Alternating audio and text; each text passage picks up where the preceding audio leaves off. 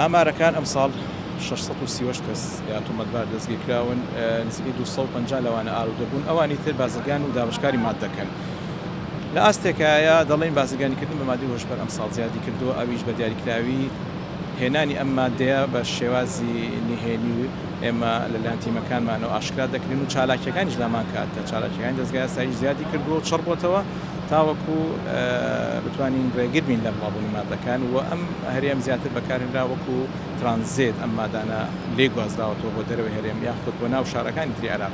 ئەمەش بە هەماهەنگیش هەبووە، هەماهەنگی زۆر بەرزە بووە لەگەڵ تیمە ئەمنیەکان هێزەکانی بەڕێوەبەرەتی نێشتنی مادۆژبەرەکانی حکوومەتی عێراق کە توانراوە لە ماوەکانی ڕابردووە چەندین ئۆپراسیۆن پێکەوە بە هاوبەشی ئەنجام بدرێت بۆ دەستگیرکردنی بازرگانانی مادەی هۆشبەر.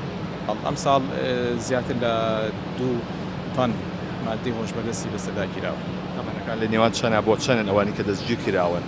تەمەنیان لە نێوان چەندە دەستگیرکراوەکان؟ زۆرترین تەمەنی ئالوودەبوو لە تەمەنی 18 ساڵ بەرە و شوورە تا 30 ساڵیش زیاترین تەمەنی بەکارهێنەری مادەی هۆشبەر. تەمەنی بازرگانانیش لەگۆڕێ زۆری تایە. کاک سەلامجان، ئەمڕۆ چیەکەن لێرە چەند تۆن مادەی هۆشبەر دەستی بەسەرە گیرا و دەسووتێنرێت؟ ئەمڕۆ لێرە ئامادەین لەگەڵ لیژنە بەڕێزەکانی بەڕێوەبەرەتی گشتی تەندروستی سلێمانی و هەروەها سەرۆکایەتی دادگای تێهەڵچوونەوەی سلێمانی لەگەڵ بەڕێوەبەرەتی نیشتنی مادەی هۆشبەرەکان هەموو پێکەوە لێرەین کە تاوەکو بە شێوازێکی زانستی بڕێکی زۆر مادەی هۆشبەر بسووتێنرێت و لەناو ببرێت. ئەم مادانە کە لە ماوەی ڕابردوودا دەستی بەسەرا گیراوە، فەرمانی دادوەری بۆ وەرگیراوە، فەرمانی کۆتاییە کە فەرمان کرا بە سووتاندنی. بە دڵنیایی بڕێکی زۆری ترماوە مادەی هۆشبەر سەر و 2 تۆن دەبێت کە هێشتا بڕیاری کۆتایی لەسەر نەدراوە، هەر کاتێک ئەو مادانەش بڕیار لەسەر درا دەسووتێنرێت. ئەمڕۆ چەند تۆنە سووتێنرێت؟